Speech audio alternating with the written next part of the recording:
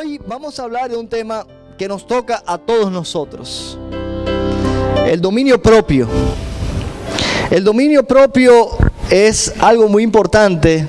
Es un fruto del Espíritu. Es parte del fruto del Espíritu. Pero es algo a la misma vez en la que todos nosotros, de una manera u otra, tenemos deficiencia.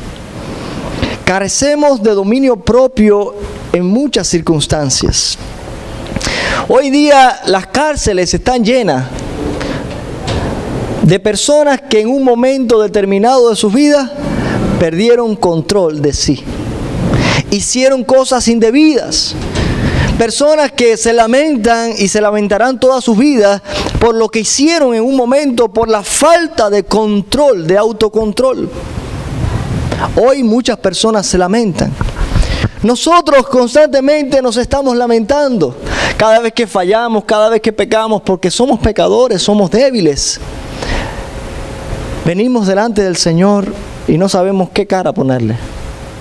Porque ayer pasó, hoy pasó y mañana va a volver a pasar. Porque todos los días pecamos. Y nos damos cuenta que somos débiles. Que carecemos de dominio propio y por falta de dominio propio cedemos muchas veces a la tendencia de nuestra carne, a las tentaciones que el enemigo nos pone o a la presión de la sociedad en la que vivimos. Yo no sé si todavía existen lugares en los que hay caballos salvajes y los herreros los cazan y los doman. Yo creo que en los Andes, por esa zona por allá, todavía existen esos caballos salvajes.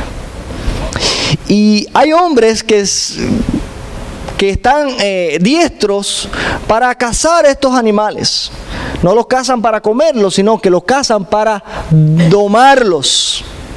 Antes que un caballo pueda ser usado por el hombre para las labores que normalmente es usado, primero tiene que pasar por un proceso de ser domado, de ser entrenado, para que ese caballo aprenda a regular, a ponerle freno a su instinto salvaje.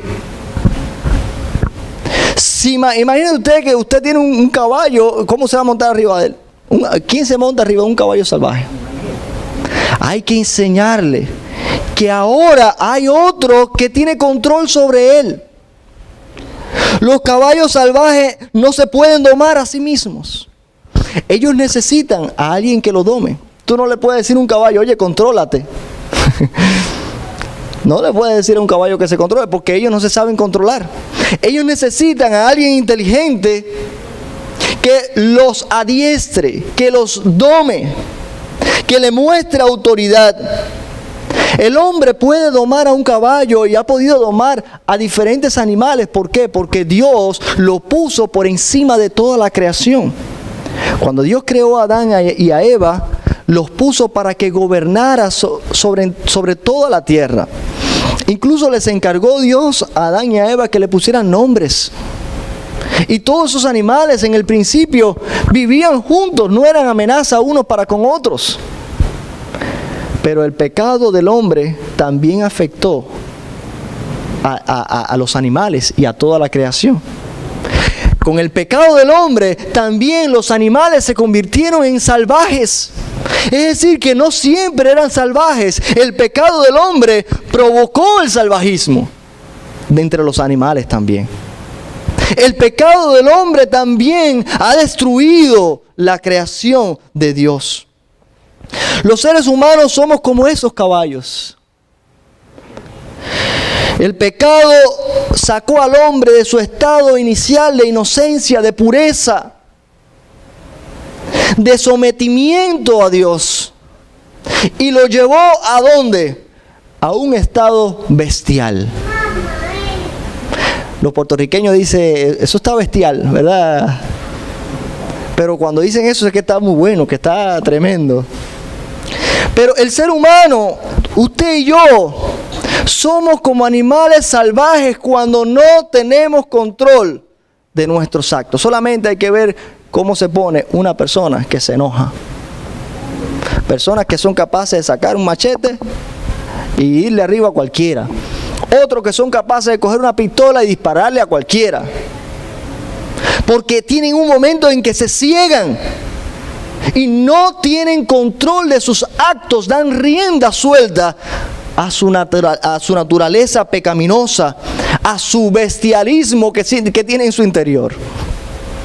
Podemos decir que la historia de Israel es la demostración de que el hombre, igual que el caballo que no se puede domar a sí mismo, tampoco el hombre se puede domar a sí mismo. El caballo necesita que el hombre lo dome. El hombre necesita de alguien más que lo dome. El hombre es incapaz de domarse a sí mismo. El hombre es incapaz de hacer lo bueno. Usted y yo podemos hacer cosas buenas de vez en cuando. Pero ser buenos solamente con Dios en nuestros corazones podemos. Es imposible que el hombre pueda resolver su situación de pecado con sus propios medios. Necesita de Dios para volver a ese estado inicial de inocencia, de pureza, en el cual fue creado por Dios. El hombre, al igual que un caballo salvaje, necesita ser domado por alguien más. Uno que lo capacite para que pueda mantener doblegado su instinto salvaje, su instinto pecaminoso. Cuando el hombre pecó en el Edén, desobedecieron a Dios, le dieron la espalda a Dios y a raíz de eso el pecado entró. ¿Qué pasó? Que el hombre murió espiritualmente. Su naturaleza se contaminó con el pecado. Y desde ese momento el hombre, el ser humano, tiene instinto constante a hacer el mal. Póngase a pensar usted mismo, analícese usted mismo. ¿Cuántas veces nosotros en situaciones determinadas lo primero que nos viene a nuestra mente es algo negativo? Tantas cosas positivas que nos pueden haber hecho, los matrimonios, ¿verdad? Qué fácil recordamos nosotros lo negativo que nos hicieron. Pero qué fácil se le olvida a nuestra esposa el otro día cuando le regalamos una rosa. O qué fácil se le olvida al hombre la última vez que su esposa le sirvió un plato de comida. Y le planchó la ropa y se la puso y le dijo, mira mi amorcito, la ropa. Somos prontos para olvidar de nuestra mente y para practicar las cosas buenas, pero nuestro instinto natural, nuestro instinto carnal, nuestra naturaleza caída nos mueve constantemente a hacer el mal. De hecho, nosotros no somos los que decidimos, yo voy a buscar de Dios. Dios nos alcanzó a nosotros. Dios nos alcanzó, nos volvió a Él. Porque nosotros somos incapaces de hacerlo por nosotros mismos. Somos como esos animales salvajes. Sin Dios, somos como esos animales salvajes. Solamente miren los animales. Un perrito puede estar con ¿cuántas perritas? ¿Verdad? ¿Cuántos hombres viven de la misma manera? ¿Y cuántas mujeres viven así también? Nuestra sociedad ha llegado a un punto de desorden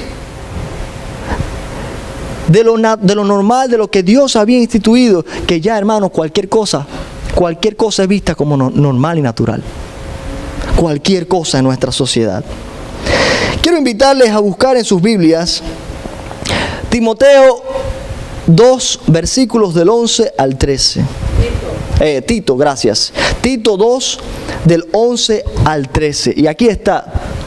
Y dice así: porque la gracia de Dios se ha manifestado para salvación a todos los hombres, enseñándonos que renunciando a la impiedad y a los deseos mundanos, vivamos en este siglo sobria, justa y piadosamente, aguardando la esperanza bienaventurada y la manifestación gloriosa de nuestro gran Dios y Salvador Jesucristo. Si se dan cuenta, yo puse algunas expresiones en rojo para resaltarlas. Y aquí se nos pide que vivamos sobria, justa y piadosamente en este siglo, es decir, en la historia en que vivimos, en el tiempo histórico en el cual vivimos nosotros. Y se nos dice que hagamos esto renunciando a la impiedad. Pero esto se contradice un poquito con lo que yo acabé de decir. Yo les dije a ustedes que nosotros tenemos que no podemos dominarnos a nosotros mismos. Sin embargo, aquí nos dice que tenemos que renunciar a la impiedad. ¿Cómo puedo hacerlo si yo soy incapaz? ¿Cómo puedo yo vivir de esta manera sobria, justa y piadosamente si mi tendencia constante es hacer el mal? Es cierto. Y la demanda de Dios es que seamos santos. ¿Por qué? Porque Él es santo. Sed santo porque yo soy santo. Y si lo dejamos ahí, nosotros dijimos, oye, Dios es cruel. Nos las puso duras y sabes que nosotros no vamos a poder llegar ahí. La historia de Israel es precisamente la demostración de que por nuestra fuerza, nuestros medios, no somos capaces de llegar a esa forma de vida. Israel se esforzaba a través de la ley que Dios le había dado, de ser fiel a Dios, de mantenerse, pero constantemente fallaban, caían, se desviaban. ¿Por qué? Porque eran seres humanos con tendencia pecaminosa, con naturaleza caída, y no podían, por más que se esforzaran en mantenerse, no es hacer un día algo bueno, sino en mantenerse en ese estilo de vida que Dios demanda. Solo por medio de Cristo somos capaces de practicar el dominio propio en lugar de estar fuera de control. Cristo es esa gracia de Dios. Dice, porque la gracia de Dios se ha manifestado. Y esa es la gracia que hemos recibido nosotros. Cristo es la gracia de Dios, el regalo, es el elemento esencial para que nosotros podamos cumplir el resto de las cosas. Gracias a la gracia de Dios que se nos ha manifestado a través de Jesucristo, nosotros podemos vivir, ¿verdad?, sobria, justa y piadosamente, renunciando a la impiedad del siglo en que vivimos. Dice Romanos capítulo 8, versículos 3 al 4, porque lo que era imposible para la ley, por cuanto era débil por la carne, Dios, enviando a su Hijo en esperanza de carne de pecado, y a causa del pecado condenó el pecado en la carne, para que la justicia de la ley se cumpliese en nosotros, que no andamos conforme a la carne, sino conforme al Espíritu. Porque lo que era imposible por la ley, yo sé lo que dice la ley, sé qué es lo que debo hacer, pero el problema está no en saber lo que es bueno, hermano. El problema está en hacerlo. Pero dice que lo que era imposible para la ley, lo es posible a través de Jesucristo, quien nos da la capacidad a través de su Espíritu Santo de vivir ese estilo de vida que se nos manda que vivamos. En esencia tenemos tres enemigos. Ustedes conocen a sus enemigos. Tenemos que conocer bien a nuestros enemigos.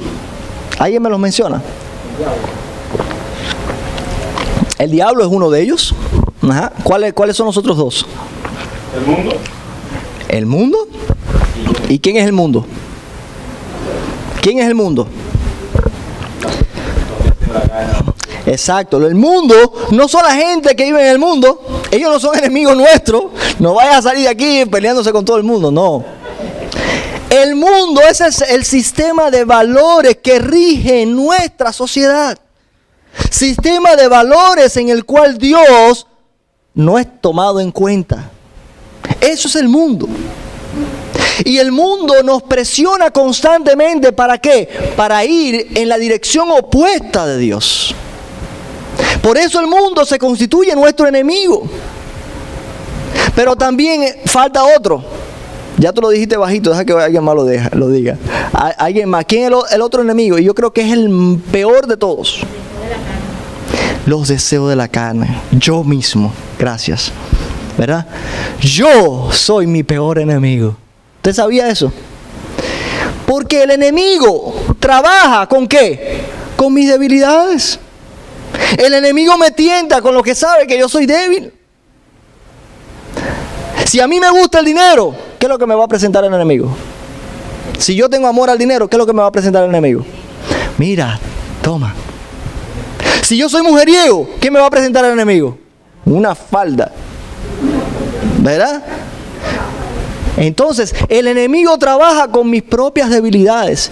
¿Y el mundo? ¿Cómo trabaja el mundo? También con mis debilidades. El mundo me presiona constantemente a que yo haga lo que todo el mundo hace. ¿Qué hace todo el mundo? Los valores que rigen la sociedad sin Dios. Hoy los jóvenes nuestros están en lucha constante. Porque el mundo dice, mira, es normal tener relaciones sexuales antes de casarse. Y es más, que si tú no lo haces, tú eres mirado como un raro, como un extraterrestre.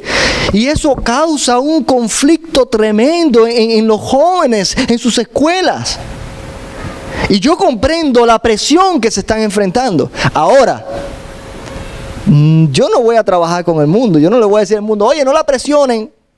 Yo no puedo hacer eso. Yo no puedo llegar a todos los que rodean a nuestros jóvenes. Pero sí nuestros jóvenes pueden aprender el dominio propio. Y el dominio propio va a ser un arma poderosa para luchar contra usted mismo, contra Satanás y contra el sistema de valores que rige a esta sociedad.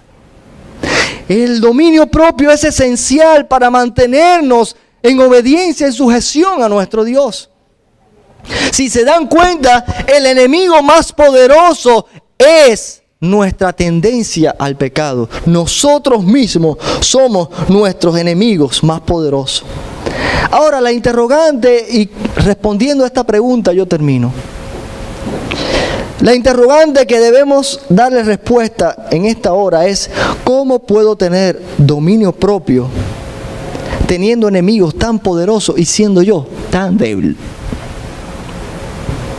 ¿Cómo puedo yo tener dominio propio siendo yo tan débil y mis enemigos más poderosos que yo? Porque mi carne es más poderosa que yo. Satanás es más poderoso que yo. El mundo es más grande y más poderoso que yo. ¿Cómo yo me mantengo en la línea? ¿Cómo me mantengo firme teniendo enemigos tan poderosos? ¿Cómo me resisto? ¿Cómo puedo yo renunciar a la impiedad en medio, rodeado de enemigos tan poderosos que a veces se ponen de acuerdo y se unen? Conozca y grábese esta expresión.